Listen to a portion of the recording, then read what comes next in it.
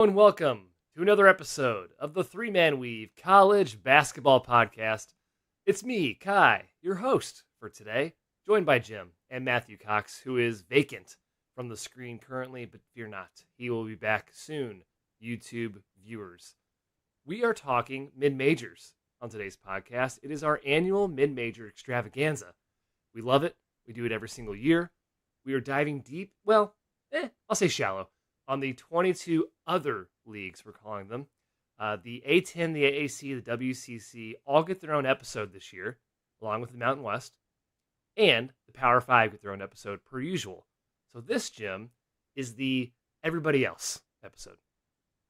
I love the everybody else episode, Kai. It is stressful to try to pack in 22 leagues into however much time we end up going. It's typically one that maybe runs a tad long, but we want to give a little bit of love to all of them. And if you're a typical ACC listener or Big Ten listener, pick a league that you want to follow this year, something that sounds fun. I always recommend the SoCon, and dive in. It's a great option to have on ESPN Plus, or if you want to go a late night team or a late night league, your Big West, etc. I think that's a good little outlet to have as a college basketball fan. It can be a gateway drug, Kai, to even more mid-major basketball. My one regret of being an early to bed kind of guy is I don't watch a lot of Big West during the season, and it hurts me because there's a lot of great teams out there, and I want to watch more Big West, and I can't. I'm a little baby boy, and I have to go to bed. That's just how it is. I think Kai, and I think the listeners should agree with me and pressure Kai to do this. He should have a Big West game like recorded or the ESPN Plus rewatch pulled up and watch it when you're getting big in the weight room in the morning, Yeah. Kai. Throw it up on the screen. Yeah, that's your plan. Lift to the Matadors or the Cal Poly Mustangs. Yeah. Gets me hyped. We'll talk about those guys. We'll talk so light storylines, just real quick. Any coaching changes I think we'll have to touch on a little bit. And then favorites, I'd say some dark horses, and just really any direction we want to go with it, league by league. We don't have to have a strict format. But before we do, follow us on Twitter and Instagram, 3MW_CBB. More importantly, do subscribe to the podcast either on Apple, Spotify, wherever you get your podcasts, and on YouTube, where we are live right now at 7 a.m. on a Friday, Central Time, usually our recording cadence. If you want to see our faces, the video is always up there. And you can always catch us live as well if you want to get the information before anybody else. Of course, join the Discord, Truly Donovan's Discord, Basket Under Review. It's very exciting. It's more than a Discord now. It's a website. It's a community. We have very, very talented people involved in this project. Will Warren and Jordan Majeski and Brian Ralph and Kevin Sweeney and Eric Fawcett. Even Brennan, a whole bunch of freelancers, Kai. It's freelancers great. Doing great stuff too. Articles, something new coming out every single day of the week, except weekends. We usually kind of chill on the content on weekends. And our top 50 countdown is in process. We just released team number 26 today. Who was it, Kai? Indiana. Hoosiers. Yes. Be great to have Matt on the mic to talk about his Hoosiers. There he is. Matt Cox, hi, Matt. and I'm a Hoosier. Matthew, Indiana was ranked 26th today. A lot of people think they're overrated in our rankings. Yeah, because my IU squadron were saying, hey, just tell us where you ranked them. I know they're not in the top 30. And I didn't realize how close we were. We were all within a notch. We were, yeah. Yeah, it's a good team. Okay. More profound takes to be found in the preview. Please read it and subscribe if you're not already. It is a bizarre situation where we ranked them 29, 30, 31 as individual units, and they ended up 26th because math is funky when you're doing consensus type summed votes, and that's what worked out, Kai. But hey, it's Hoosier Day. Get in there and read it. Basket and Review. It's the best place to be. Yep, basketunderreview.com, or else you can click the link in the description. Again, access to the Discord and the website and everything else. $10 a month is the price. We hope you join. Okay, that's the intro. Roots Roundup time for some news and notes, and then, of course, some mid-majors. Take it away, Jim. It is time for Roots Roundup, our news and notes recap. There's not a lot going on this week, which we like because then we get to talk more mid-majors. But Matt, before we get into the mid-majors, let's give a shout out to CBB Analytics, our preview Bible for visuals, data, graphics, etc. That's right, Jimmy. If you guys are reading our previews as you should, and you should continue to do so throughout the off season, you'll see the lovely visuals plastered all throughout those write-ups. I know as I've gone deeper into the mid-major realm, as we start to see some of these D2 and D3 guys pop up on rosters, you get more and more of this player turnover, trying to contextualize the performance percentages, play types, shot chart elements by competition, by group. Very helpful. And I think for those who have not seen that, you will be blown away by how useful the site is. And every day I feel like I stumble on something new that I forget was there. Just looking yesterday at some of the ball control and usage stuff. I think I mentioned that last week with the assist to turnover type breakdowns with guys coming into play, new lead guard positions. Again, very helpful when you look at trying to understand who are these guys coming from different arenas in the D2 and the D3 space. Also looking at the D1 transfers as well, though. But Kai, please, the folks need to sign up today. And when they do, they should use our promo code. That's WEAVE, WEAVE, for a $40 off subscription. Jim? Well said, Matthew. Okay, quick bits of news. We've got some roster, I guess, tidbits. Xavier, I guess, yeah, I didn't even realize we got the crosstown shootout rivals with some roster news.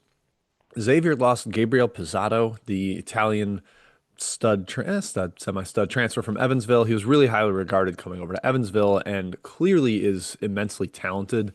Had some efficiency issues for a team with not a lot of support scoring wise, no spacing at all. But Pizzato is in line to have a big role. Has a torn meniscus. I do not think we know yet whether it is an Owen Freeman shaving/trimming, where he'll be back in like 6 to 8 weeks, or if it's a full repair like Elijah Arenas at USC, where it's potentially the entire season. That's huge for the timeline. Going to see whether he's going to be able to get back in time for the season. Perhaps they just sit him, put him on the shelf because this is sort of a reset year for Xavier. But Kai, you are a Big East writer. This is a rather large hit for the Muskies. Yeah, I really appreciate that I have to edit the preview. Yeah, Xavier, I mean, even with Pizzato, I'm not very bullish on the Muskies. The roster is very mid-major to me and not Big East caliber. And frankly, I have him in the bottom, I guess, quadrant, right? Like 8th, 7th or 8th right now for Xavier. Yeah, feels scary for Xavier to be down there, Matthew. But that's a problem. I think Xavier fans are relatively realistic about this season, which I respect. Matthew, what do you think, Muskies? Quick. Kai, DePaul, are they better? No. I know. You had to pause, though. That is my point right there. It's fun that we have a year where Xavier's actually like in this bottom. Yeah, I know. Georgetown's better. Hey, rejoice, Hoyas fans. There we go. Yeah. That's if Langston Love plays more than 5 basketball games this year, Kai, which we don't know for sure if that's going to happen. And the other side of the shootout, Cincinnati, the Bearcats did not have an injury. They booted Jizzle James from the team. This kind of felt like it was coming after his weird crash outs on social media. Feel free to look up the details. Basically, he's going on Instagram Live and ranting about his team and saying he doesn't need his teammates, and is posting screenshots of text conversations with his agent saying, I don't need these guys. And his agent is like, dude, shut up. What are you doing? Just real kind of deranged stuff. Seems like it could be addition by subtraction. Matthew, I guess, Kai, you're also a Big 12 writer for us here in the preseason. I don't mind a little more Day Thomas and potentially a lot more Keyshawn Tillery. I think they're fine. I'm adjusting my power rating 0 for Jizzle James, which is weird because I think you could say he's their best player, and I wouldn't bat an eye. But they have Thomas, they have Kirk Risa, who can run point as well, and they have Tillery, this freshman coming in, so they're plenty deep at point. Yeah, it might actually help solve the rotation in the backcourt. So I think it's kind of a blessing in disguise for Cincy. Yeah, they just need to make shots. And if you take away someone who can't shoot, then it makes Wes Miller probably have to play someone who will at least be a little bit better at shooting. Like, he doesn't have a choice. As much as stubborn as Wes Miller is in deploying shooting on his rosters, he has no choice but to probably play someone who can shoot better than Jizzle can from outside. Yeah, if you're looking for Ewing theory candidates, guy that shoots a ton of bad shots and doesn't make many, feels like a decent candidate for that. So I just wasn't really working with Jizzle, and I don't know if he'll end up back in college basketball, if he'll try to end up in the G League, but regardless, he's not going to be a Cincinnati Bearcat, and maybe Bearcat fans are okay with that. That's all I got, Kai. That is our news and notes. We didn't have big storylines in the sport. We didn't have any other crazy random stuff. So let's just talk mid majors. I love it, fellas. We're jumping right into it. Again, going through the other 22 leagues in the country, the leagues that don't get a lot of light shined on them. The mid majors, the low majors, not the high majors. We will, again, save those for later. The order we're going to do this in, full disclosure, I just went in order of Jim's tabs in his handy dandy roster workbook. So it's very random. So stay on your toes, keep up with us. But we are starting off with a banger of a conference, and that is the Missouri Valley. I think my favorite mid-major league, year in, year out, because Matt and I grew up in St. Louis, we have ties to the conference, but also it's just always really, really good. Jim wrote this preview, or is writing it. I think he's done. For Basket Under Review, it comes out late September, October timeframe. Jim, I'll let you start us off. Favorites, dark, whatever you want to roll with. Favorites, dark horses, tournament outlook. Your choice. Yeah, thoroughly enjoyed writing this preview. Wrested it out of Matthew's hands, who's typically the ball hog on the Missouri Valley. Top two teams, I don't know. In my eyes, Illinois State is definitely one that's going to get a lot of love from the media. They bring back some huge, huge offensive pieces. I'd like them to break down for me how this team's going to get stops. They did not add defensive players, and they were not good defensively last year. And I think everything that makes them good offensively makes them shaky defensively.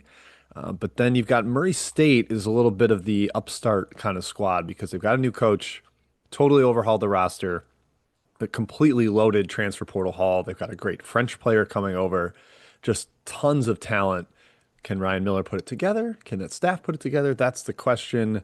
But Matt, there's always continuity in this league. Northern Iowa, every time Ben Jacobson has continuity, Northern Iowa is good, and they have a lot of it this year. I think they're sneaky to be in the mix as well. Bradley's there. Not sure if Belmont or Drake have the juice to get there, but and then you just have the three Indiana schools that are bad. So sorry to UIC, you didn't get a mention, but Matt, that's my view of the league. What do you think? No, I didn't realize it's kind of restored its luster the last 2 years. Like it hasn't really had a ton of ink, but it was kind of had that bad year coming out of COVID. But then it's been 10th in KenPom the last 2 years, which is on par with where it's been historically. It had like a top 6, 7-ish run there when the kind of the glory. I think Wichita was a big driver behind that. But it feels like the league Kai is losing its luster, but really it hasn't. Like it's still kind of maintained its punching power. Coaches are good. They're evolving. They're adapting.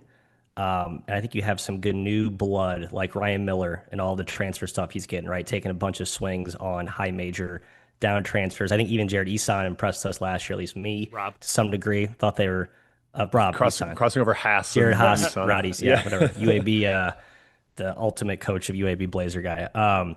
No, it's a fun league. I think if I had to pick someone to win it, I'm not sure who, but I like Southern Illinois quite a bit as my dark horse. Kai. Really? Wow. Yeah, Saluki guy a little bit. Scott Nagy can coach basketball. Just had a weird team last season, year two.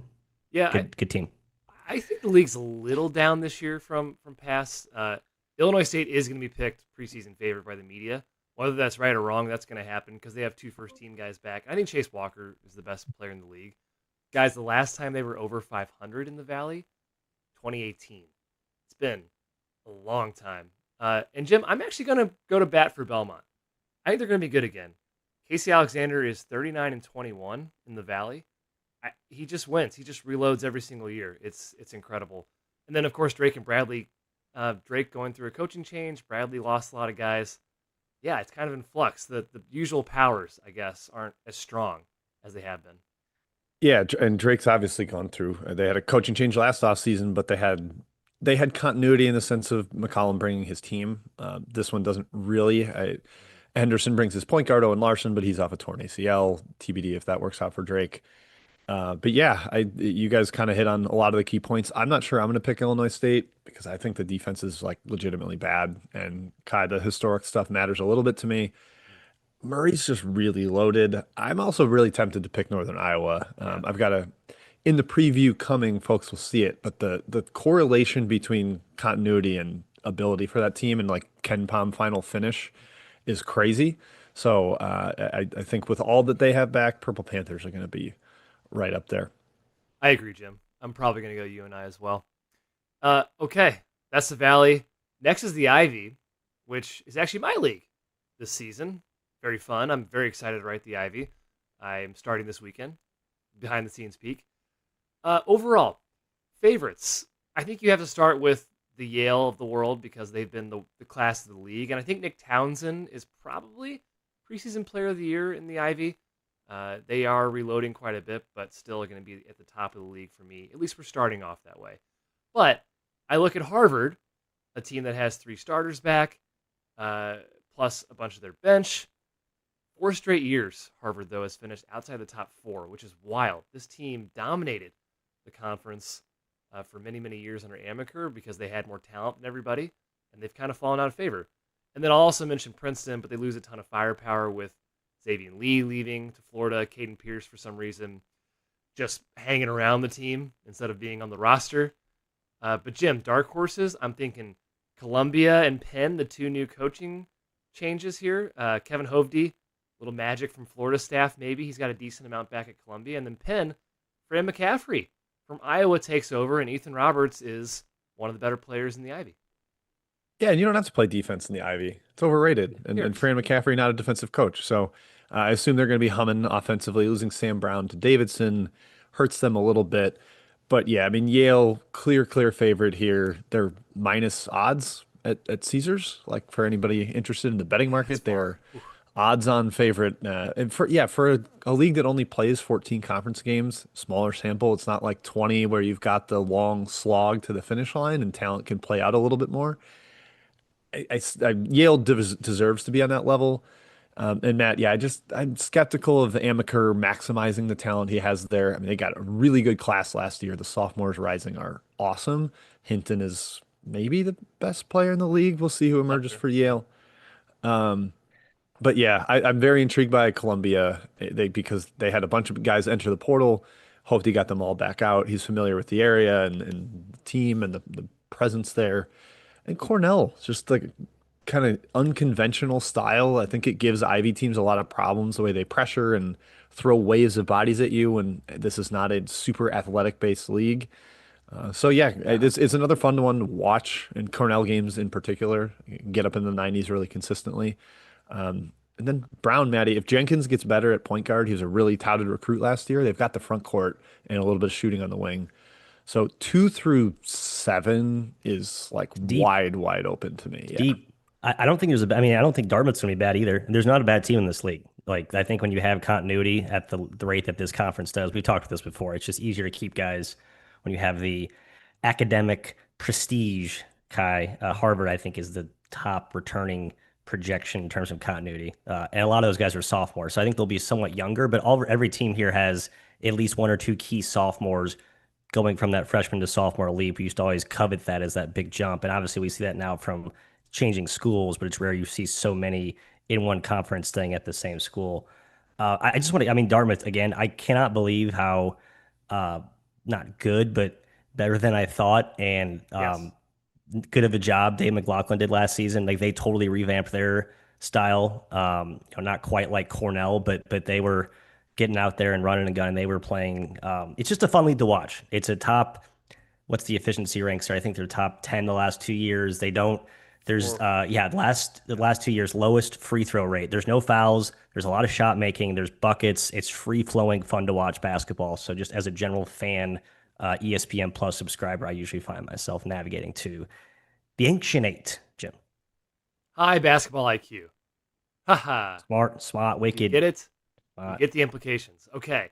That's the Ivy. Excuse me.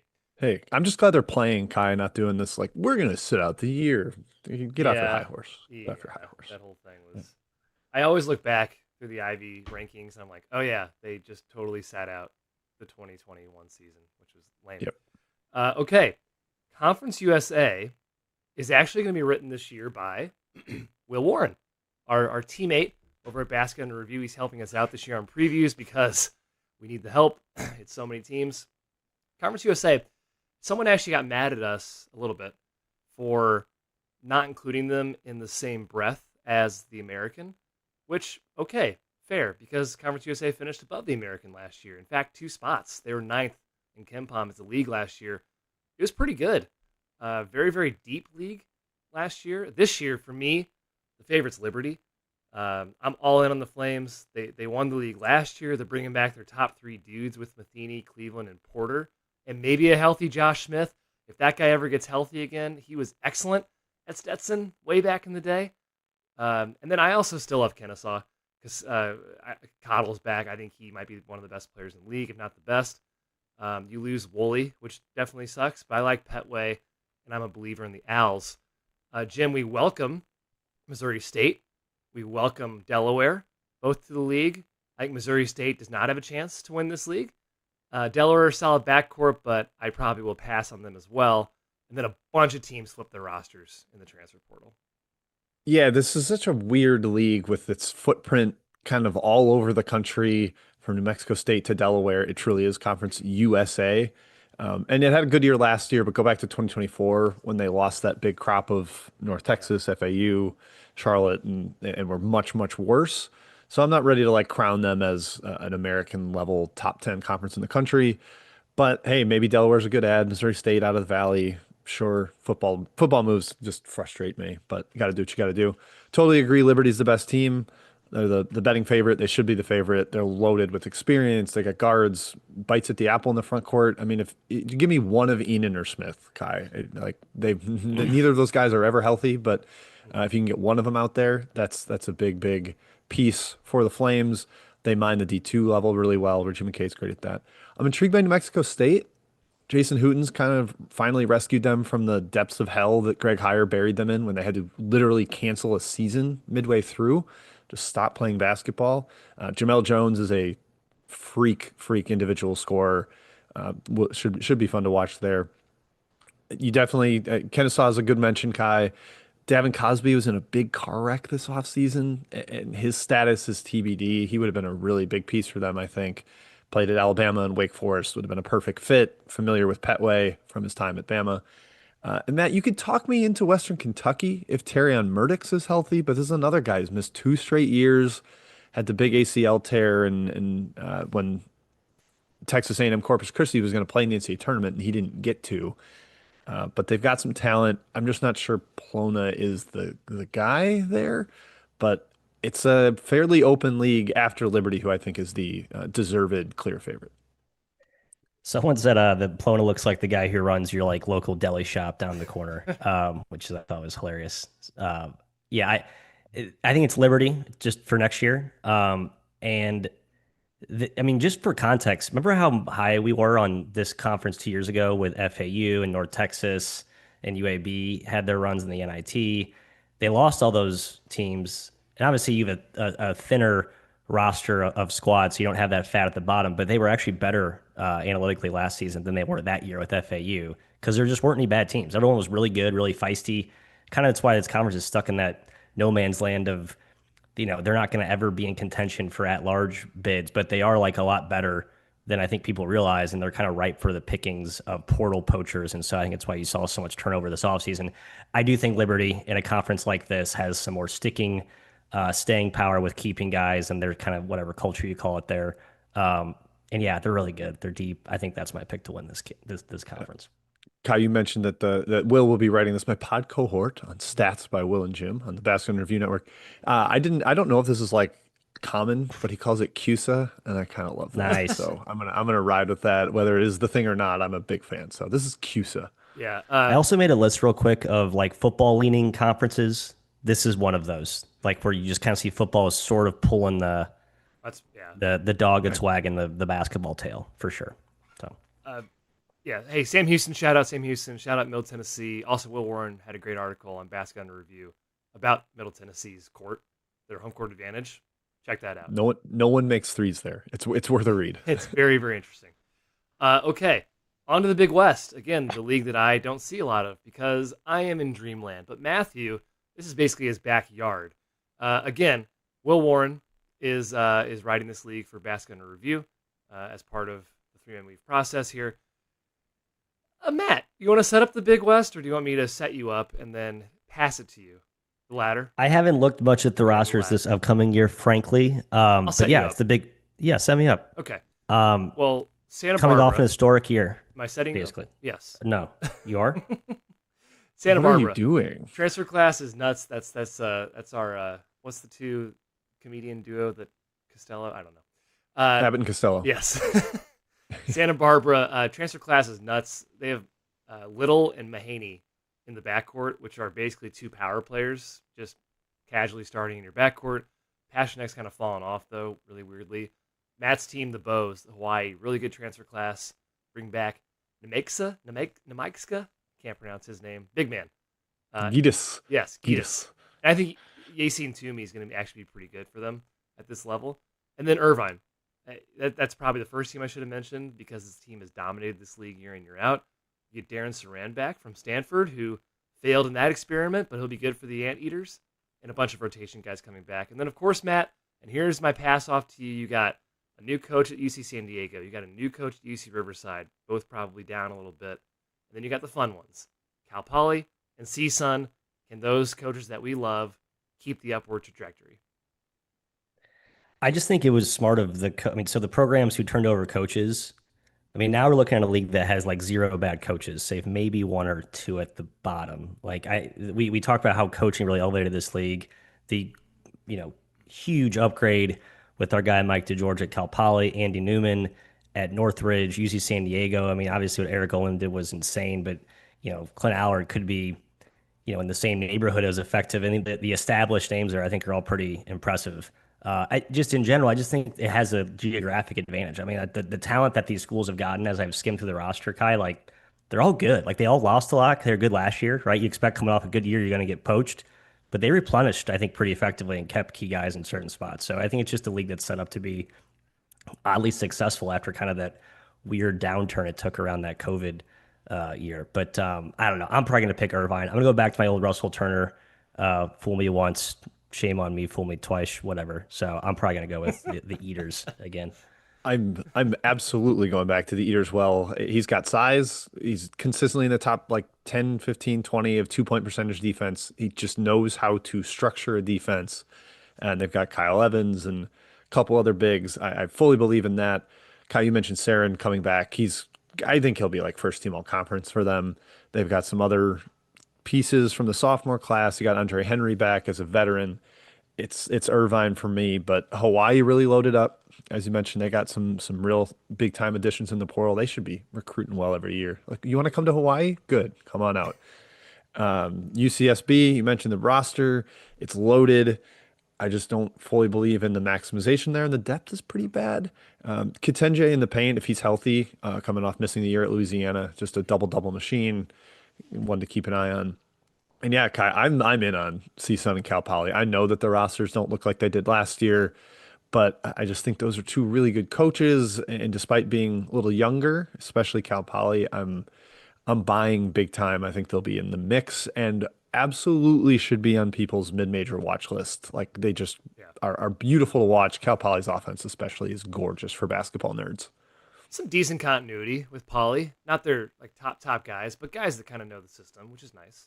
And then Marcus Adams being gone from CSUN, that's tough. But an interesting transfer mix for Newman. We love him. We love Newman. Okay, we move on. Jim's league. The CAA, the league formerly known as the Colonial, it is now the Coastal Athletic Association. Jim, down year last season, 20th in KenPom. How do you see this league? I have some stuff written down. You can always pass it back to me, but I'll let you get the first crack. I think it's still a little down, and it just the membership. They've been kind of adding teams from lower levels, like the NCAA and Hamptons of the world, and that has not helped.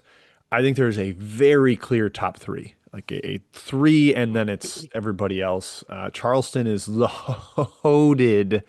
Chris Mack got monster roster there. They've got a big advantage with geography, and I think financially, kind of not fair to be in this league.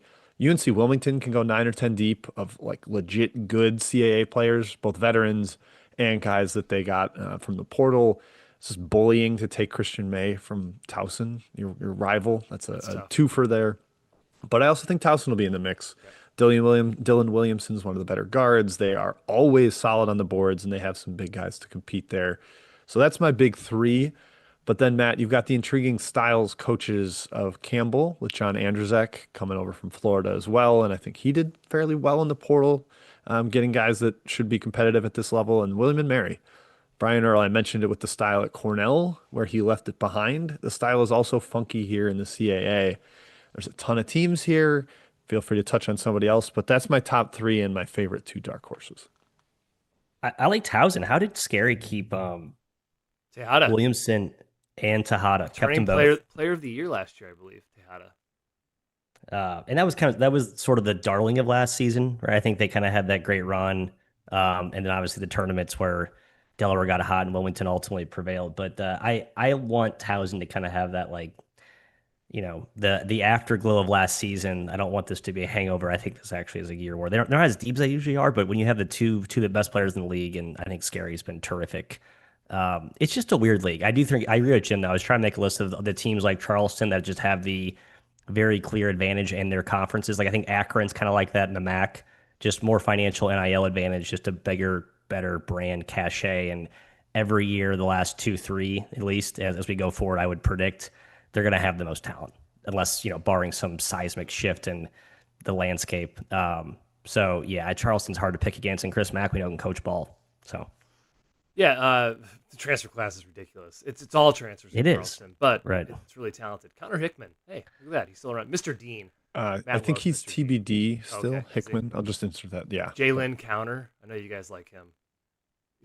I do. He's the only actually guy really I've good at ever Middle liked for that Tennessee. IUPUI team. Yeah. Yes. I was dialed on Counter last year. He's a nice player now. I will quickly mention, first of all, Towson, 2 NCAA tournaments all time, 90 and then 91. They haven't made it since. Two, 16 seeds. Poor Scary, because Yeah. they've been good for so long. Just hasn't quite gotten over the hump in the tournament. He had this team 75th one year in the country per Ken Palm. Pretty crazy. I will mention Hofstra really quick with Cruz and Plotnikov coming back. I think they're at least feisty, and Claxton has proven he's pretty competitive in this league. But I think Jim did a good job there, summarizing. Yes, watch for Charleston, Towson, UNC Wilmington. On we go. The SoCon. Boy, Will's got some really good leagues he's writing for us fellas this year. Look at him. Yeah, how we let that happen? Hogging the good mid majors. We're nice. We were like, hey, you're helping us out. Just go ahead, choose your leagues. So the SoCon, this league's down a little bit. I'm gonna start with that. Like overall, also wide open. I would say I was looking at for a favorite, and I really couldn't pick one. ETSU flips their entire roster and brings in some interesting transfers, including Brian Taylor from Edwardsville and Jalen Smith from North Florida. Okay. Samford has a new coach, Lenny Acuff. He's a fantastic coach. There will not be a big drop-off in coaching talent between McMillan and Acuff. Also all transfers in this team. Chattanooga loses Honor Huff and Trey Bonham. They have all transfers. Jim Furman, freshman point guard. We know how much they've relied on a point guard the last, 8 years. And suddenly they're without one, but they do have 4 key guys back. And then Greensboro, always solid. Wofford won the league last year at the conference tournament. I don't really see them near the top this season. Yeah, they were really veteran based last year.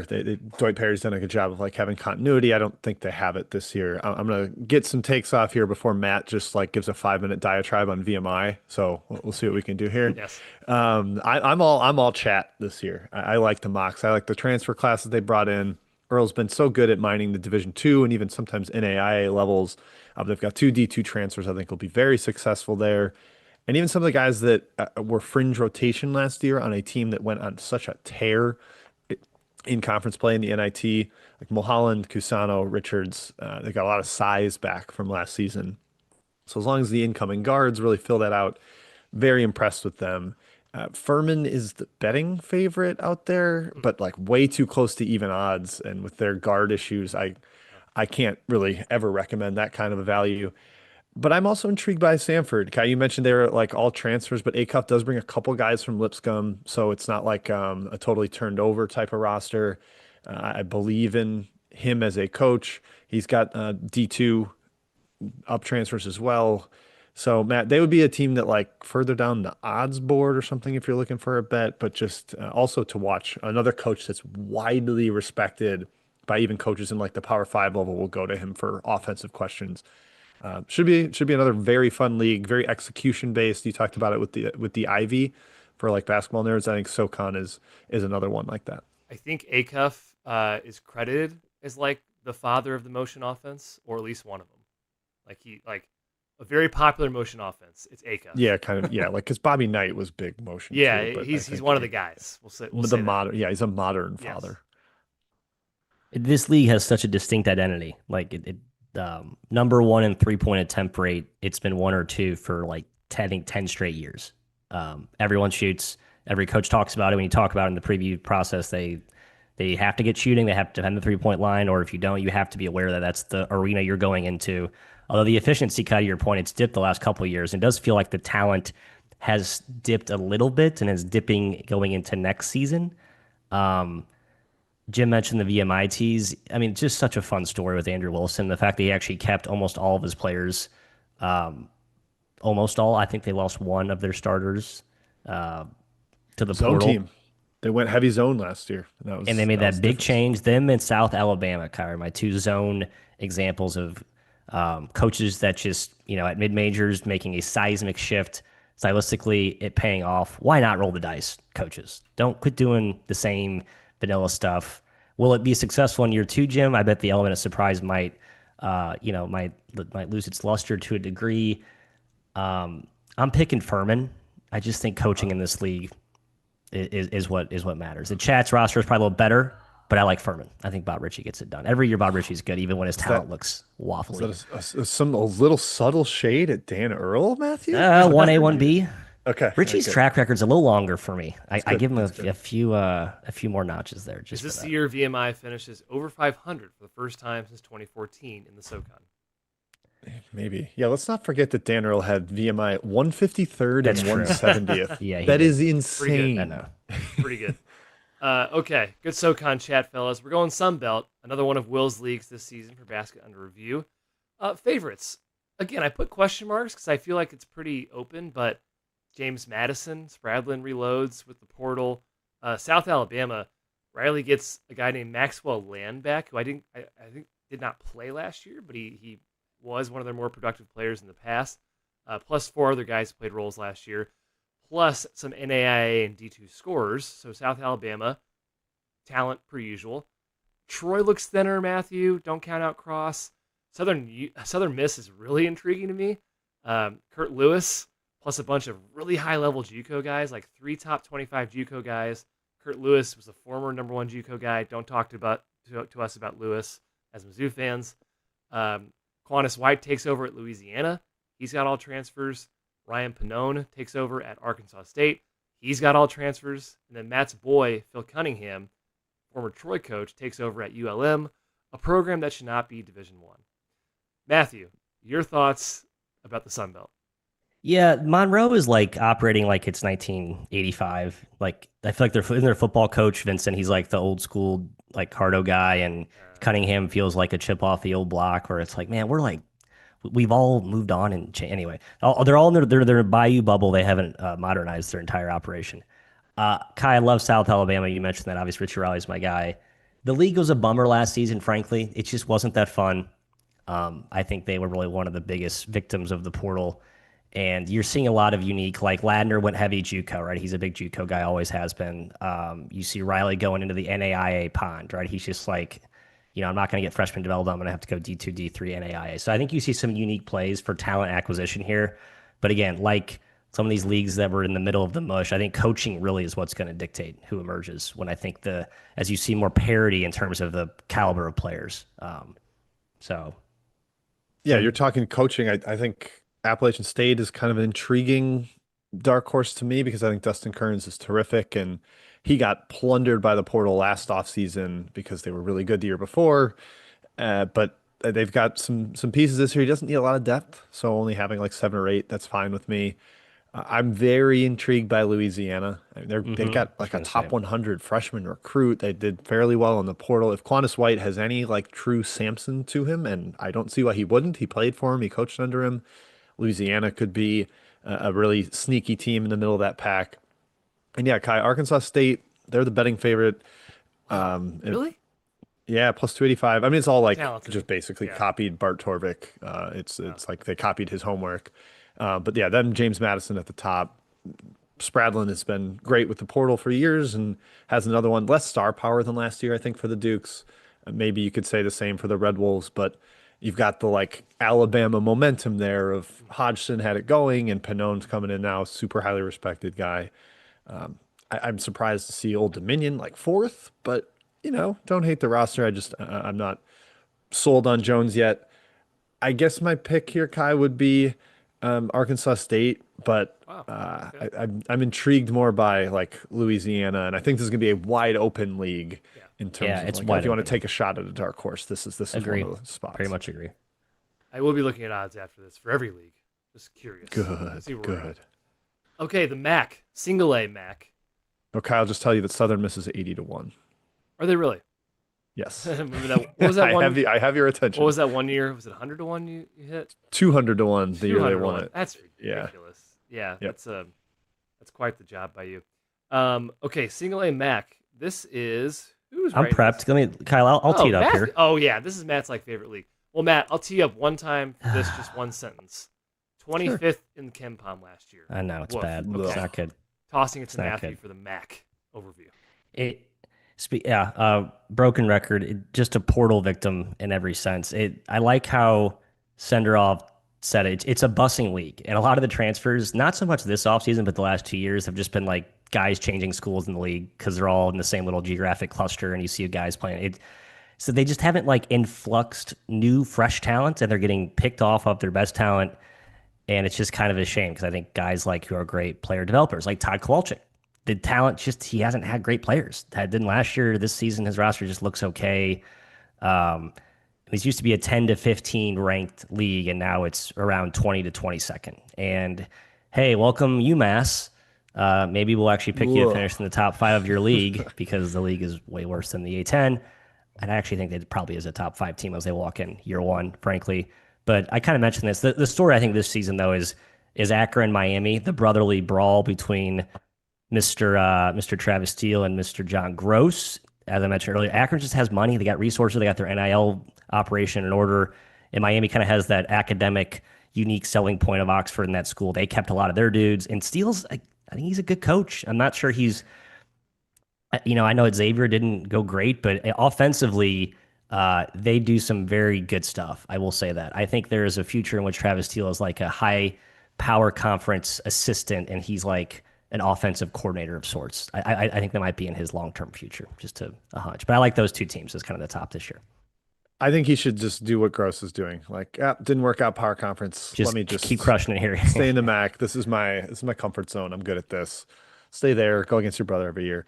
Matt, I like Ohio. I'm surprised you're not giving Mr. Bowles a lot of love. It's typically your dark horse, your darling here. I'm going away from Ohio, Kent, Toledo. I'm just like, it's a new dawn, a new day. I'm just like, those are all going to be probably good teams, but I'm going to go with the Akron, Miami. I think those are the most proven. Okay, I buy that. Yeah, I mean, I think you've hit like the top 5 teams with those. They're consistently the top 5 teams. But Kai, we got to shout out Central Michigan. They've got the D2 formula or pipeline that we've seen work at a couple other schools, Cal Poly, Drake most notably. They've got a chance to do the same thing. Bergstrasser, I believe, did he win a D1 or a D2 national title? Andy Bronkema. He won. Bronkema. Bergstrasser's Denver. Sorry. Yeah, Berg's is Denver. Brock is. Thank you. God, he won one at Fair State, 278 and 105. That's 72%. Really good. Yeah, I know Will Warren's also saying his praises. He's like, he's a really good coach. I've watched some of this stuff. So I'm intrigued by that. The directional Michigan schools have been like lost in the wilderness for years and years. So it'd be fun to see one of them elevate a little bit.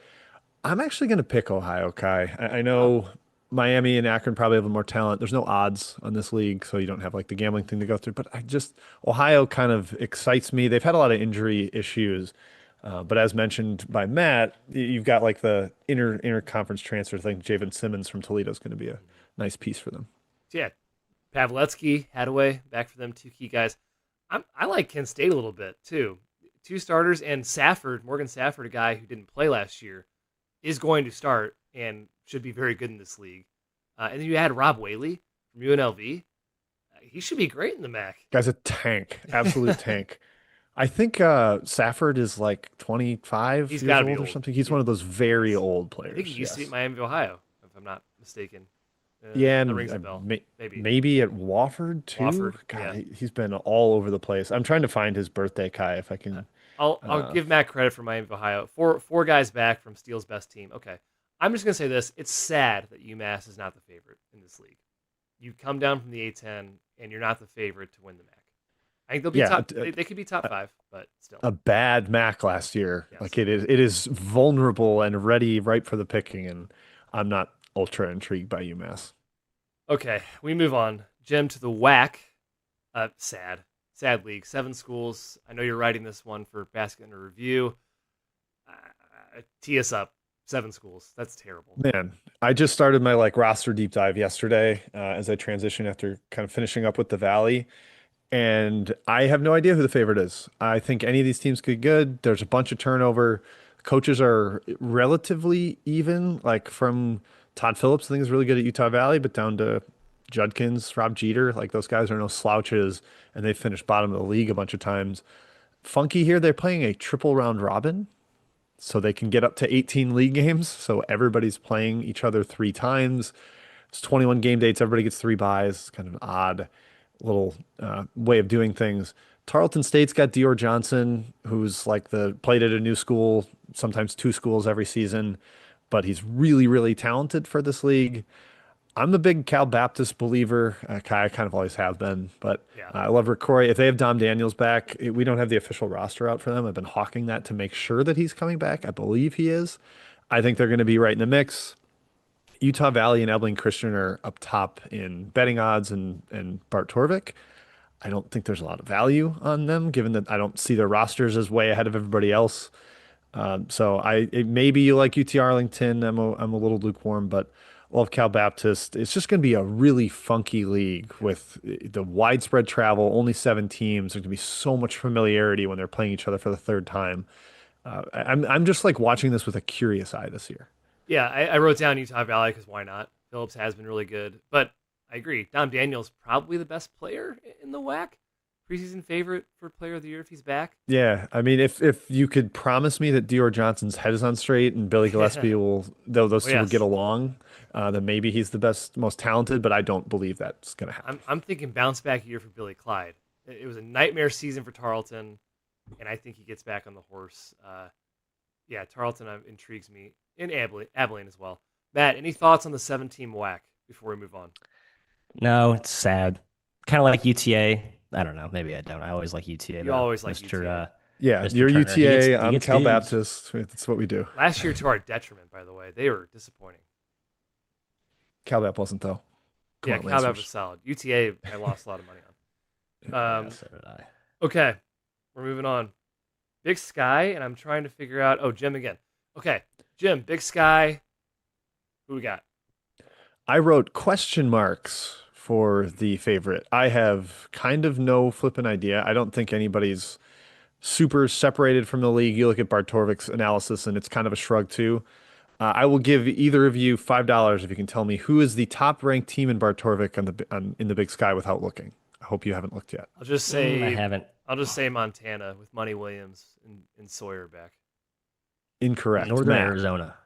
Incorrect. way. It's Idaho. Is this Alex Pribble's year? I think Northern Arizona's Pribble. second. So It- and Montana's up I there know it's too. the most continuity. I think tons back. Yeah, all things considered, I wrote great retention for them. They lost a few guys to the portal, but they also have a lot back.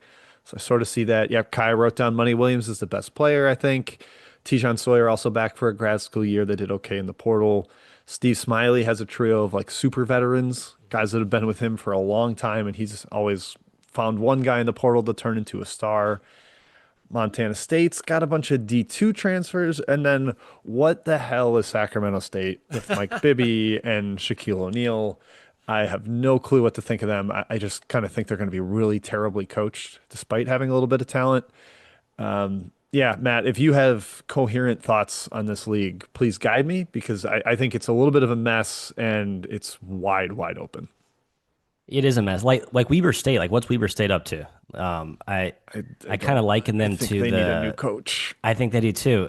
We read about the Dame Lillard. I don't know if he gave a donation or he's like the quasi honorary GM, like Curry is at Davidson, but then like neither of those rosters really look great. So yeah, again, if you're a good coach, like we said, it's sort of ripe for you to make your move in a playground that's pretty parity ridden in terms of talent. Uh, I still think Montana has a little bit better talent than most of these teams. It's just they Yeah. usually do. DeCure's been great at finding it. He used the portal for many years, and I do think they're the most talented team. And he's a good coach. Like I saw some of the viral on Twitter yesterday about how like no one talks about Travis DeCure being a really good coach. It's like yeah, all he does is win. All I it think does is they've been win. frustrating at times because we've had such high expectations with the talent they've had, but they've still been very good. Like he never really flops. It's always just good, very good to close to Yeah. great, I guess, at this level. He's going to try to eventually challenge Randy Rahe for like the god of Big Sky coaching, Yeah. the dean. Kai, what about our guy who doesn't use heating or air conditioning and eats Yeah. glass for breakfast? Coburn. Jace Coburn at Portland State. I don't Yeah. hate the roster. He's got a couple talented players. That, yeah, Yep. they're always going to be feisty. I'll touch on two teams. So Sac State, by the way, Mikey Williams, Bear Cherry, Shaquille Sun, who's not very good, Prophet Johnson. Like this is very talented for the Big Sky. It's just not. I can't wait to see what it looks like. It's Yeah. going to be I Mikey agree, Williams, erratic personality. Yeah. Also, I think Ewash. talent wise, it's top 3-ish in the Yeah, conference. it has to be. Ewash, by the way, shocked that team was so bad after the non-con they had last season. Couple guys back for them. We'll see. All right, Southland. I think, by the way, I misspoke on the MAC earlier. They're 23rd, not 25th. That's the other MAC. So for all you keeping score at home. Southland, this is my league. 19th last year. Pretty good year for the Southland. McNeese was really good. Stephen F. Austin comes back in. I think they are, for better or worse, the co-favorites with McNeese this season, if you want to look at it that way. Matt Brower takes over for SFA. He took over midway through last year. It seemed like they had a little juice after he did. Keon Thompson is one of the best players in this league. Tons of talent there. McNeese, though, Bill Armstrong takes over for Will Wade. He's got a bunch of transfer talent, plus 2 starters back. You get Garvey Dual from Seton Hall, Providence. We'll see. He's got to be better at this level. And you return Richardson Garcia. Matt loves Javon Garcia, I think, in the backcourt for McNeese. Oh, yeah, I do. Lost I thought you track of did. him. And then did. dark horses, Jim. I mean, Lamar brings a ton back after a second place finish. Incarnate Word, we always get enamored with their talent, and they just never really deliver. Nichols always has talent. And how about UT Rio Grande Valley? Not a bad first year for Fennell. He might have the goods. 307 to 234 preseason to finish, and really he was, I think, top 200 for a while in KenPom last season. Yeah, you mentioned this league finishing 19th. I think that's like the point you got to hammer home. Before that, they were 29th, 30th, 31st, 30th, 28th, 29th, 28th. Wow. Like never anywhere near as good as they were last year. And some of it was McNeese, but I think there was an NIL influx here. Like Incarnate Word paid a guy like $300,000 or something like that. Like they have done a lot better getting talent and somewhat retaining it.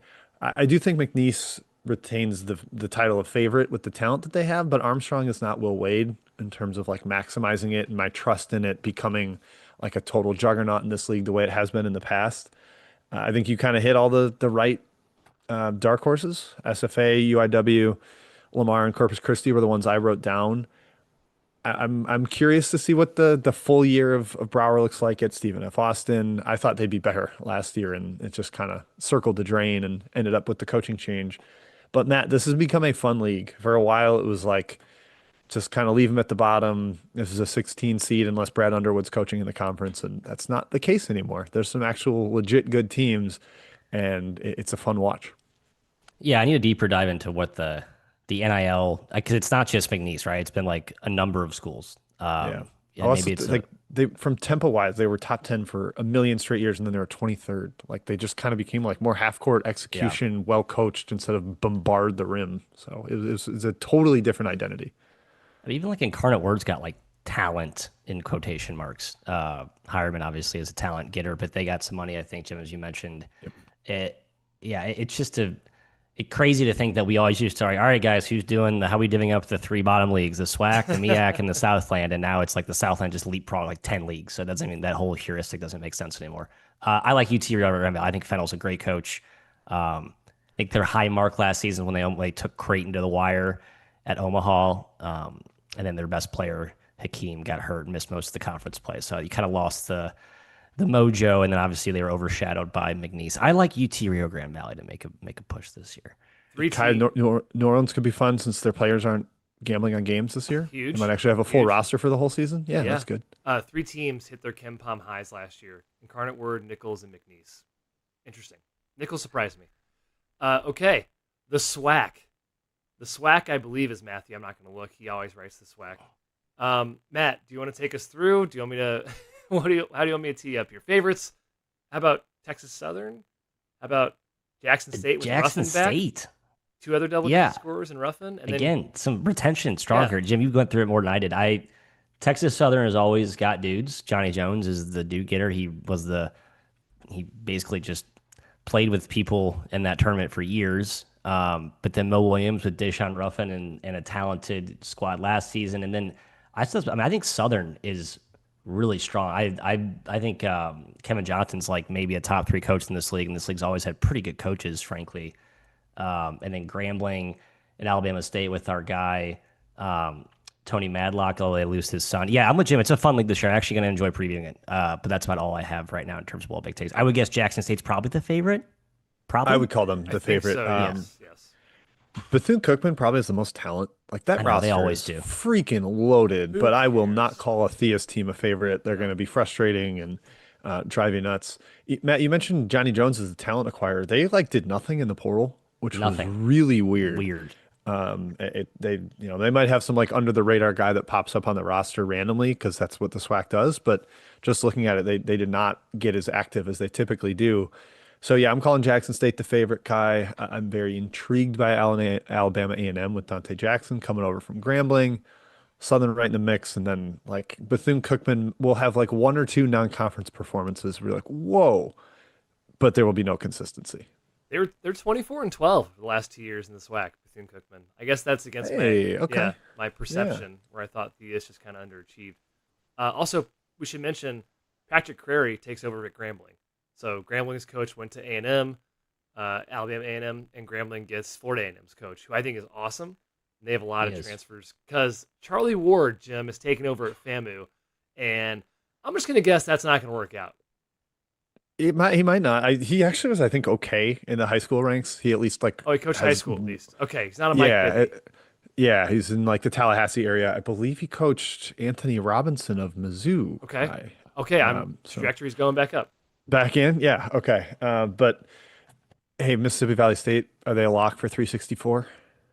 Probably, yes. Or dead last? Well, Jim, the roster is not fine. It's the roster is nowhere near final right now, so we can't opine on how good they'll be. We know they'll be bad. Wait, Kai, I just now looking at Grambling State's roster more closely. Yeah. Okay. Query's good. Everyone was like, "Oh no, you can't shoot threes in the SWAC." Oh, maybe you should. Maybe everyone ignored the three for. It's still worth 3 even in the SWAC. Even if you're not making 40%, 30% still not too bad when it counts for 3. I hope that works out. I'd like to see a little more stylistic difference for diversity. A league that's exactly. Thank you, Jim. Variance, because there really hasn't been much in this league. So God bless Crary for instilling some modern ball in this conference. Last note, Jake Morton takes over for Bussy at Alcorn because Bussy took Chicago State job. We'll see how that goes. Okay. The Summit. I'm writing the Summit again. I've written the Summit a lot over the years, even for the Almanac. The favorites, it's kind of open, but I think South Dakota State probably gets the nod despite a new coach coming in and Brian Peterson. They have the best backcourt in the league with Kalen Gary and Joe Saylor. And they also have Matthew Moore still around who, he hasn't been the best, but he's been solid. He was solid last season. I think St. Thomas is going to be a factor. They're now eligible for the NCAA tournament, and I think Johnny Towers is probably the best coach in this league. A couple guys back. Omaha, they lose Markel Sutton and J.J. White to really good programs, to Baylor and to LSU. Good program. But return 4 key guys from the tournament team. Crutchfield is an all-vibes guy. North Dakota State's going to be in the mix as usual. Jim, new coach in Oral Roberts. Barnett takes over for Springman, who was just completely overwhelmed. There are a bunch of transfers. And then we also have to mention the new coach, Tim Bergstrasser, takes over at Denver, 75-22 in D2, 77%. 3 guys coming with him from the Sweet 16. I think Minnesota Moorhead was the D2 squad. Yeah, I was going to say, Kai, we're children here, so we like that Denver wanted Moorhead. Good, Moorhead. good, smart, good stuff. Yeah, well done. St. Thomas is my favorite. Bierke and Minnesali are really good. Getting Dufault back to kind of play some point guard, that was the one question. And I did check their official roster today. He is there. Nick Chernowski played with the Momcilovic brothers in high school, but redshirted at Nebraska last year. I think he'll be a really good piece. South Dakota State, I think you hit it on the head with that. The core, the consistency, they just win. I think Jackson and Wilkinson are really big breakout candidates as sophomores. Yeah, I'm excited for Denver. That program's kind of wallowed and just hasn't gotten to where maybe it could be. But Carson Johnson is a freak. The sophomore coming from Moorhead, averaged like 20 a game as a rookie for a really good D2 team. He could be a monster there. Matthew, it's kind of the same deal with the Summit. They've got an identity. They don't play defense, take a lot of threes. It's a fun league to watch, high scoring. Yeah, and the one thing they don't, it's always like top in turnover rate because nobody pressures. I'm not going to say they have really smart ball handlers. That's probably part of it, but zero defensive pressure. Like I think it's a league that like any one of us could walk on and just stand in the corner and not be like completely overwhelmed. I think you could kind of blend in here and not be an idiot. Top 10, or excuse me, top 5 in efficiency for 10 straight years. They just score here. Turnover rate 1-3-1-1-3-1-1-1-1 back to 2017. So, Kai or Jim, I guess as well, Central Michigan or Denver. We made that D2 comparison. Which team do you think has a better relative finish in the standings? Obviously, more teams than that, so tough. Wow. Yeah. I'm going to take Denver because I think the Summit's a little open, and I think Johnson's like the best player of those two teams by Of the two margin. teams. Okay. Good question, Matthew. I have nothing else to add. I kind of think Menzies always has weird dudes that he finds that are deceptively good. They were really hurt last season. Yeah. I think that could be a dark horse, but I again, I loved them 2 years ago, and they did me dirty last season. So I do it too, but one of my favorite Matt-isms is I have nothing else to add. Here's something to add. here's something to add. Yeah. Here's something non-value add. I actually have nothing else to add. We move on to the Big South, another one of my leagues that I'm riding this season. The favorites, well, it's High Point again, despite losing Alan Huss. Flynn Clayman takes over, an assistant. It's the transfer class. Rob Martin from SEMO, Brady from Missouri State, Washington from CSUN. Cameron Fletcher is still in college. He's transferring in from Xavier. And then Aquino, he started at Liberty. So he's so good. It's a really solid transfer class for High Point. Asheville gets 3 key guys back and some transfers. I think they're pretty close up there. And then Matt, you got Winthrop, some interesting transfer gets, a lot of experience. And then I'll just mention there's 2 new coaches, Radford, Zach Chu. Gotta mention them because they found money. Yeah, a bunch of transfers. He's super young. I don't think he's quite as young as Ronnie Thomas, who is Longwood's new head coach. Decent mix of players there. Ronnie Thomas looks like he's like 22. Jim and I saw him in person at the Final Four. But he is the head ball coach at Longwood, taking over for a really good coach in Griff Aldrich. Matthew, your thoughts of the Big South? High Point will win this. I don't think the drop-off will be much of any, frankly. The Clayman's awesome. I've known that for a while now. And the roster's like really good. Like even their bench, like Diallo and Johnson, like would be, and they have who's the Arizona castaway? Like, they have Arizona guy. He's like okay, yeah. Like this is a really good roster. I know Winthrop's always talented. I'm not a huge Prosser guy. I don't think he's a talent elevator. I think he's the team is what the players are, but they do have good players. There's a good program, so they're always kind of in that mix. And then I think Radford losing Nichols is kind of a big blow. I think it was kind of a really feisty, strong program. I'm not sure how I think they're going to take a step back. So. I think Radford finished second. I think they're like kind of on the High Point track of like, we just have more money. Like they outbid Clemson for Del Jones. Like Brad Brownell has publicly stated we wanted Del Jones back and Radford paid him more money. It's like that's rather impressive to me. I think they've kind of got the High Point thing going. They're like, wow, there's 10 guys on this roster I think are useful. You could even say it's like 12. Like there's a ton of bodies there. Is that true? Is that a bring your own NIL thing where? Yeah. Okay. Kind of DIY. Similar with Iona, I think was like that. Like it's not like High Point's more like the alumni community get into it, but like that's more the head coach has connections, and then that's where the money kind of comes from. Yeah, Radford. I think Chu's really smart, but he's not been a coach. So what's the staff and can they put it all together? But the roster's loaded. And yeah, Kai, High Point's incredible, and people forget that UNC poached Jaden Young off their team after he had already committed. They upsold him, and he went to go be a backup there. So they could also have him, another ACC scorer. So yeah, I think those are the top two talent wise, and I trust the Clayman High Point infrastructure more. But that's, I don't know. Winthrop in the mix. Yeah, Asheville opted out of the house settlement, which is like we're broke. That was kind of Oh, a surprising yeah. thing for me there. Don't like that. But yeah, roster's okay. But yeah, High Point, that's the pick. Matt, hold George up to the camera so you can see. Yep. He's looking at my third monitor. I'm with him though. Like, yeah, maybe they're after roster. I guess Brennan Rigsby, Kai, our boy, coming off the bench potentially. YouTube can't see George is my point. You just No, we can't. lift him Oh, up sorry. in front of your face. How many people are watching? All right, There that's he is. George. A million. Tons. Okay. Millions. The Horizon is where we're gonna go next. This is one of Matt's leagues. Matt, I'm gonna tee you up with one sentence here. This league is wide open. Yes, it is. Okay, Coming go off ahead. its best Go ahead. year since 2016. League was good last year. Wow. Like, it was actually a good league. Had a lot of good players coming back. Tough year for Dougie Gottlieb to make his debut. So Yeah, that's I the still reason. defend him. Had he just entered at a different year, the context would have helped him. Like the fact that NKU and Wright State, two of the premier brands, I think, in that conference with how many tournaments they've made, they want to combine 19 and 21 in conference play. I don't think they were bad either. Like, I don't think they were down, but they weren't bad. So now is where, these mid-major leagues carry through, but then the turnover is coming.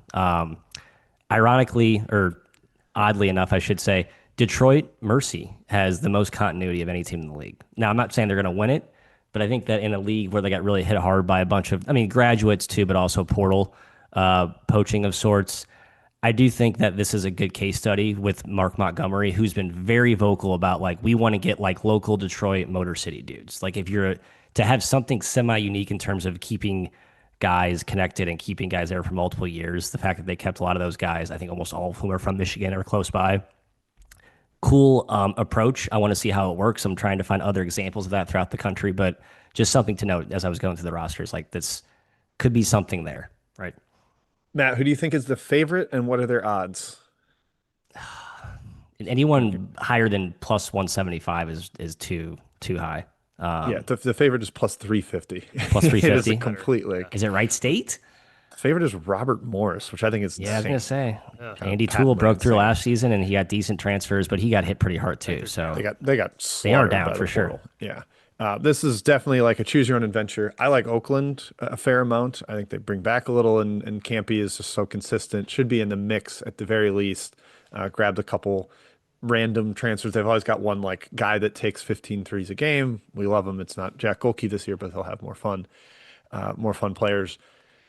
Northern Kentucky had a little bit of brain drain last year, Matt. Utah State swiped their zone specialist, and they weren't quite as sharp on the defensive end of the floor. That hurt. They've fallen a little bit. I'm surprised to see them though at 22-1 to win the league. They've been really good in the Horizon for years and years. I like Milwaukee. I think Bart Lundy is going to have his day in the sun at some point in I this agree. conference.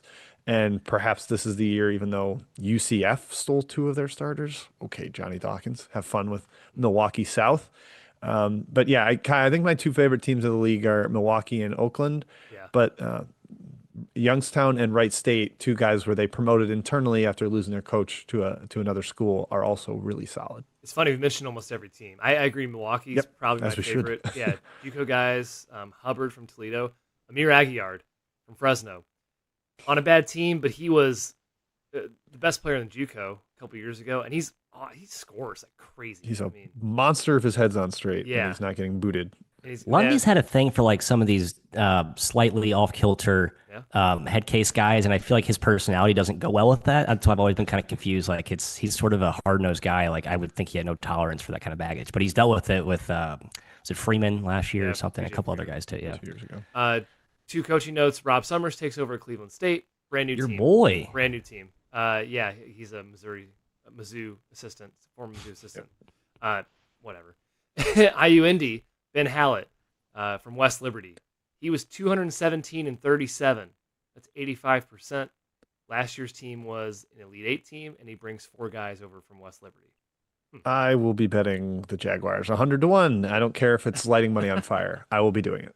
Yeah. This might be, Jim, back to my premise, the Central Michigan Denver D2 experiment. This is probably the best team to bet on of those D2 case studies because of the conference just isn't Yeah, that the good. league is just a Yeah. total mess. Okay, A-Sun is where we're going next. This is we're splitting this league this year. A-Sun between me and Jim. How about that? Yep. I'm calling this wide open again, Jim. North Alabama loses a bunch of really good guards, but have a decent amount back. Gulf Coast, to me, has always been disappointing under Pat Chambers. Queens has 5 rotation guys back, and they're eligible for the tournament. That's exciting. Then you have some new coaches. Lipscomb, Kevin Carroll steps up. This team seems down unless the D2 guys are good. And then Kennan takes over at North Florida. I think this program sinks without Driscoll at the helm. But what are your thoughts on the A-Sun? Yeah, North Florida. I don't know if they're going to keep the same unique kind of structure where they're like, if you take a 3, we are running laps. Like it's just even when they went away from the zone, it was like weirdly extended. I a little bit intrigued by Lipscomb, but I thought Carroll might bring a little bit more with him from Trevecca Nazarene. He only got one guy there. I'm with you, Kai. Florida Gulf Coast just always kind of leaves me cold, wanting more. It's super wide open. I think there's some Tony Pujols done a nice job at North Alabama, but Jakari Lane gets swiped to go to the SEC, called up to that level. We liked Jacksonville way back in the first year of Mincy, but they've kind of not been the same team since. It's hard for me to get a feel with this. We'll be splitting and having to negotiate our standings. Yeah. That'll be kind of fun. We never really do that in preseason previews. But I'm not real high on Bellarmine with the coach turnover and even just hiring the son. It's a whole mess to me, Kai, and I really don't know what I'm going to do with the standings. So I'm glad I have 2.5 months to figure that out. Oh, Queens. Yeah, they could do it. Yeah, I was super super high on Queens last year, and I don't know. I guess they kind of delivered. Struggled early, but they were okay. I think that's one of the better coaches in the league, and the continuity at guard. Avante Parker, a JUCO guy I really like, just on a weird team at Georgia Southern. That's going to be my dark horse because I don't know. Yeah, it's a total crapshoot. My theme I wrote down for this league was total crapshoot. It is. And I think down, right? A little down. Feels a little down. Down. Yeah. Well, yeah, you lose Acuff and Driscoll, 2 of the better coaches. Yep. Acuff was the best coach. Driscoll is the dean of the league. Corey Gibson? No. Hansel Stop Manuel's back wearing again. I can't camo, believe he still has eligibility. please. That's awesome. Corey Gibson. I'm keep begging him starting. to not wear camo. I won't go there. Emmanuel, come on. Stop wearing camo. Kai, clamps defensively. Look at the Yeah, numbers. he's a good Clamps. defender. I get it. Sure. Clamps. But I think he's a bit of a liability on the other end. And I don't think Yeah, that's well, he I might think be. it's pretty obvious. Okay. Metro Atlantic, the MAC is where we're going next. I wrote this league, or I will be writing this league. Guys, I think Siena's up there. They bring a ton back. Schultz, Doty, Coyle. Excited about the Saints this season. I'm okay with losing Major Freeman too. I'm okay with that as well. Quinnipiac he has stunk. Mari Monroe back. He's obviously arguably the best player in this conference. And heck, Marist brings a lot back with Daughtry, Lewis, and JCR, Colin Roberts. The dark horses in this league, in my opinion, Matthew, Iona. We got Dan Gerio coming in. The transfers are fine. A little underwhelming for what I guess the perception was him coming in and getting a ton of talent. It's not there yet for me. It's more quantity than quality, but I think it's still pretty good quantity. I think just enough Quantity. to maybe probably have them in top 3 of the league. But yeah, I Maybe. think I'd buy low league, stock pointing up league. I think Manhattan is going to be in the mix Yeah. with 3 major returners, Sidnor, Dinkins, and Winston. And then Terrific coach. a little bit of a reset for Merrimack with Bud Clark leaving and the rest of the guys. But that zone is going to be a factor no matter who's on the roster. And then Jim Christian, tough return of the coaching sidelines last year. Just a really, really bad basketball team. But they obviously year 2, you come off a bad year. Canisius? You hit the portal a little harder. Yeah. Canisius, correct. And they look like not a dumpster fire just on paper with the guys they brought in. I love me some Greg Paulus, always has some ragtag transfers coming in. Chris Casey, they kind of lost a little bit of that mojo from that awesome team they had 2 years ago in that interim debut. But overall, and then John Dunn, obviously, still kicking around. It's a league that's definitely on the up. I don't know if there's a real I think there's more of a basketball focus here, and I think that's going to probably help them. People talk about that helping the Big East. I think that kind of helps more at the mid-major level. So I think maybe we'll see some subtle climbing for the MAAC, who, I think the next 3 to 5 years, them versus the M single AC, which league consistently finishes higher, that's going to be a fun battle. I think you could actually make a case that the MAC is going to be a better conference more consistently than the M single AC. Yeah, they're both not my favorite to watch, unfortunately, especially this one. I have a hard time getting super excited about it. Plus, it's really unpredictable, I think, on a game-to-game basis. Kai, you mentioned Amari Monroe coming back to Quinnipiac. I just wanted a quick shout out to Field of 68 special they did with Monroe, Tyler Tejada, and Javon Garcia. It was like a guys that stayed with their mid-major team. It was really cool just to hear like their insight and why. Obviously, they got enough money to stay, but still, we like that mid-major stars staying at their level. I think Iona and Siena my top two, but I might pick Marist. Maybe this is John Dunn's year finally. Pasquarelli was a really big loss going to Colorado State. Illinois thought about bringing him in. He's a stud, but they do have a lot of continuity. Dunn's system, I think, like the defensive discipline, really thrives on continuity. And Iona might take some time to figure it out with Jerry on the sideline. So yeah, Kai, it's another one I'm not like jacked up to watch. You heard my excitement talking about like the SoCon. I don't share it with this league. Love it. Okay, America East, my league again. Not much time needs to be spent here. No offense to the America East. I'll say this, Kai, real quick. Yes. I like both the MAAC and the America East. Again, the Northeast corridor likes ball, and the NEC too. Like well covered, good fans relative to their program caliber. I'll say. Well, I like them for that reason. I end up watching this league a lot because they're always during the day and ESPN Plus, and it's okay. Okay. Vermont. I like this league. Yeah. Vermont. Favorites. The TJs are back, Hurley and Long. Point guard's a question mark, but you bring in Ben Johnson from Bellarmine. I think they're the top of the class or top of the conference. Bryant has a new coach, Jamion Christian. He coached at Siena. He coached at George Washington. He is now back in college basketball. I think that roster is down. Bryant's not a factor. And UMass Lowell flips his entire roster as well after Pat Duquette had a couple fun runs at it, just never really got there. So, Jim, it's Vermont's league. Yeah, and I think the foreign guy they brought in, Lucas Mari, is like a stud too. Really, really highly regarded, especially for this level, to go with the TJs and kind of the pipeline factory of big men that they've had on the assembly line. We talked to Chris Markwood a little bit, I think, on our coaching rankings. I think he's really good at Maine. Yep. That's probably my number 2 team here behind Vermont. Yeah, Bryant's going to drop down. Not a huge fan of the current regimes at UMBC or New Hampshire.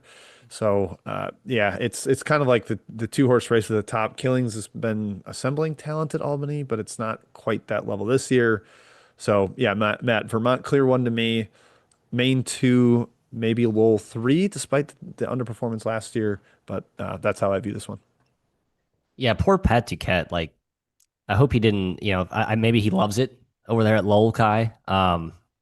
But I think he kind of missed the opportunity to, right? I mean, we all do. But it's going to be hard to replicate the relative success you had, and then now they kind of take a step back. Anyway, I think talent-wise, Albany is certainly intriguing. Killings has gotten talent there. That's a proudish program for this conference that usually can get dudes, decently sized market there in Albany. But yeah, Chris Markwood's a story for me in Maine. Like, I don't know why other teams in this conference didn't hire an assistant or a disciple off the coach who has literally just beaten the crap out of you for like 15 years in John Becker. So you just basically get like the top lieutenant or one of the top lieutenants to John Becker, bring him to Maine, and lo and behold, you're all of a sudden good. Like, I just think that was probably a smart play that more teams should have considered, looking at plucking those Vermont assistants.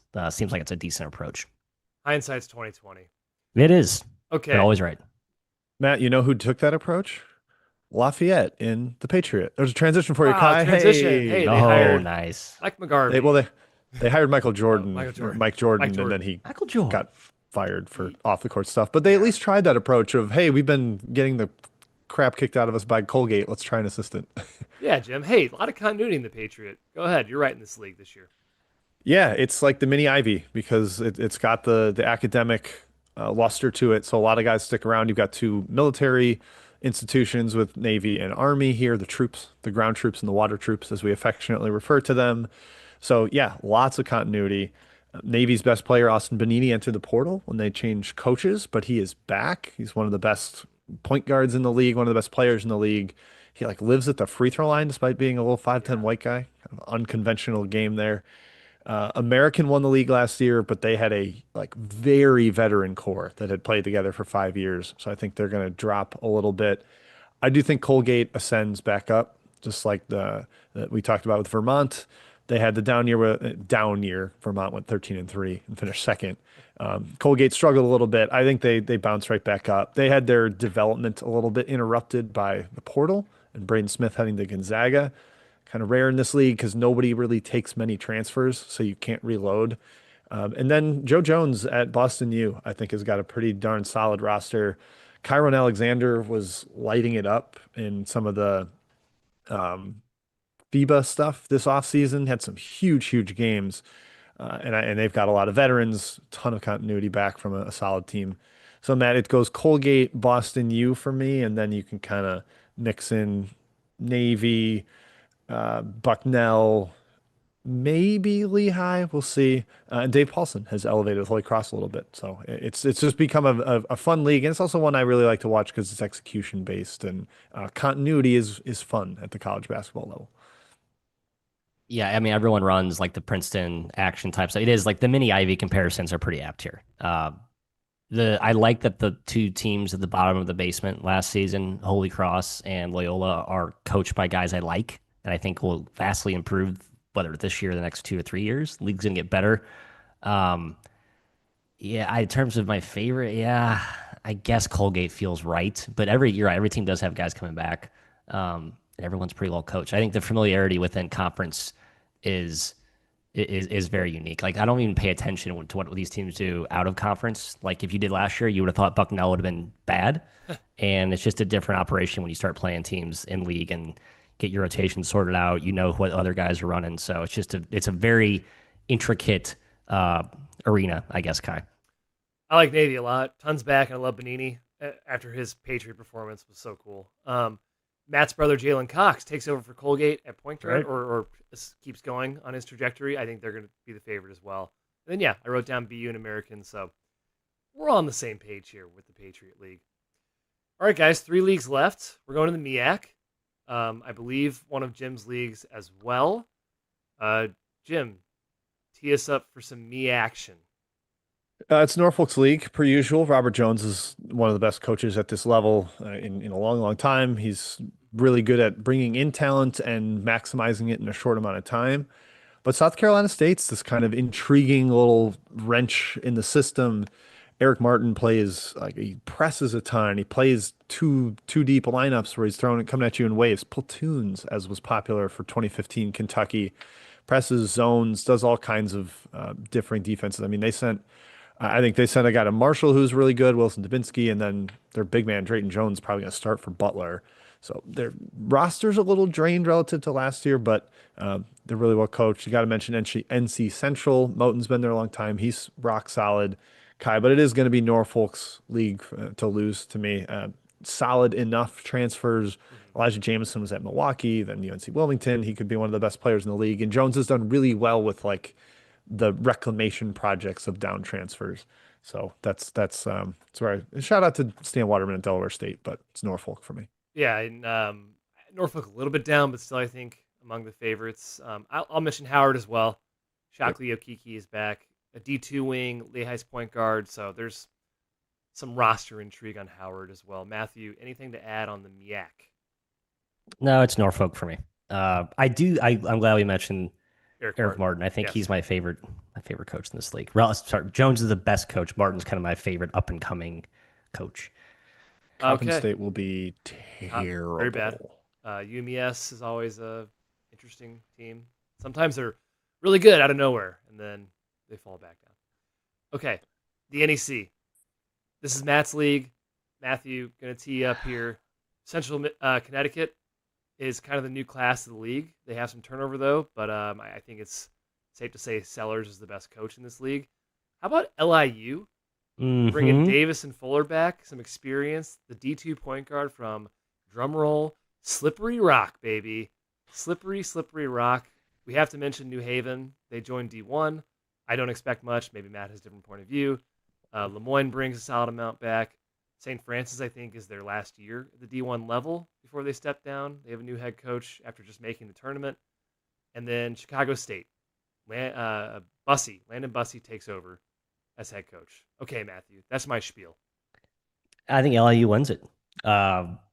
Strickland's done a really nice job. I think the most impressive job, though, has been Patrick Sellers for sure at CCSU. Just kind of a shame they didn't get to put the bow on what was a pretty unreal year last season. Shouts to mid-major Matt Morrow, who does great work from the Blue Devils Den. It deserved that conference tournament, the ugliest conference tournament championship I've watched in a while. Chicago State will be fun to see if they can actually make a couple of climbs up, Jim, but New Haven looks bad. That's my New Haven prognosis. I looked at the actual roster, but I couldn't really make sense of it, honestly. So I don't know if they're just a little behind on their marketing. Looks like it's going to be a true transition year one for as the NEC 10 becomes the NEC, right? What's the conference It's called? the NE10. NE10 is the sorry, D2. not NEC 10. It Yeah. should be called the NEC 10 though, yeah. Yeah, the NEC AAA is what it is, essentially. Yeah, LIU's got the best roster, most talent. I am concerned about Gerald Gillian leaving down to Florida State. He came for 1 year, and they suddenly looked a lot more competent under Strickland. Yeah, true. I think that's an important brain drain note here. But I'm not sure if like Central Connecticut has quite the roster to challenge them. It's just kind of an overwhelming talent advantage for LIU, especially if Greg Gordon cares about basketball. Like when he's out there, he's super talented. Iona, he was great before he ended up off the team. UAB, he's at least productive and on the floor. But yeah, Kai, it's probably LIU shrug, even though I think there's a couple other coaches that are better. I agree. Well, I'm going Central Connecticut probably still. I don't know. Good. Maybe like LIU. it. Yeah. Proud of you. Toss up. All right, the OVC finishes us off, fellas. Matt and I are splitting this league for the Basket Under Review website. I don't like this league. I'm just going to say it. I just don't. None of these teams excite me year after year. I find it boring. I apologize. I do watch this league more than I should because, again, it's always on ESPN Plus at weird times, and I find myself watching and betting on this league constantly. Little Rock is by far the best team, in my opinion, with KK Robinson returning, Jonathan Lawson back, Gatkek up front. But there's always kind of some openness in this league. Matt Semo's got a decent amount back. SIUE is kind of the same as Semo year in, year out, which makes sense. They're right around Missouri. Moorhead, two back plus transfers. And then your boy, Nolan Smith, takes over at Tennessee State. I don't hate the roster, but I guarantee I'm going to be fading Nolan Smith as a head coach. He kept some of those dudes from last year. Just since they lost Belmont and Murray, and I guess Austin P, one of these leagues that I think is pulling toward the football direction. Not that people follow FCS football, but these are a lot of good FCS teams in this conference. I believe, Kai, you're more privy to that than me. But it does feel like they've gone more to the football side of the spectrum, and I think that's kind of why you're seeing some of the disinvestment or whatever you want to call it in hoops. Little Rock's really talented. They never, I don't know. They've been very frustrating under Darrell Walker lately. I'm not going to anoint them the clear favorite that I thought I did like a month ago. SIUE and SEMO are talented enough, and I like those coaches 10x more with Korn and Baroni. I think they're going to be in the mix too. Beyond that, I'm not a huge Moorhead guy. The rest of the league is whatever. I love Schulman at Martin, but he has no talent. He's trying to get a bunch of international guys to come to Martin, Tennessee, and not care that he's in Martin, Tennessee. Tennessee Tech cares about football, not basketball. Tennessee State hired Nolan Smith. Yeah, Lyndon Wood's better, but still a D3 program at heart. It's just not a lot to love there. So, yeah. Yeah, this league was 21 or 22 for like a decade, and now it's been 28, 28, 29 the last 3 years. It's really, really fallen off. The quality is not what it is. I will anoint Little Rock the favorite. I think they have one of the best mid-major rosters in the country, like full stop talent-wise. It's really, really high level. Yes, there may be some coaching questions, but Walker's had some really good teams there. It's just like been way up and down, way more up and down than you'd expect it to be. SEMO and SIUE right behind them with Matt there, two good coaches who I think one's broken through the NCAA tournament. Sadly, one has not, but yeah, or maybe they both have. Actually, they both have. Excuse me. Yeah. So Kai, yeah, I don't like diving into the depths of this league because it gets ugly fast. But I think those top three are legit solid this year. Should mention, I think this is Tennessee Tech's last year in the OVC. They're going to the SoCon. We're going to the SoCon. That's right. They're good at football. That's your answer. Okay. Fellas, any final thoughts? There's no reviews today, so we went an hour and a half. You're welcome. Sure did. We love mid-majors. So this kicks off our preview season. Mid-major podcast done. You just heard it. We're going to hit the A10, the American, the WC, and Mountain West in separate episodes. So they're going to have their own standalones. And then we're going to hit the Power 5 and standalones, leading us into the season. So lots to look forward to. Once again, please do check out basketunderreview.com. Join the Discord and join the website. It's awesome. All year. Content. Thank you for joining us. We'll see you next week on our podcast. Till then, cheers. Have a great weekend. Goodbye.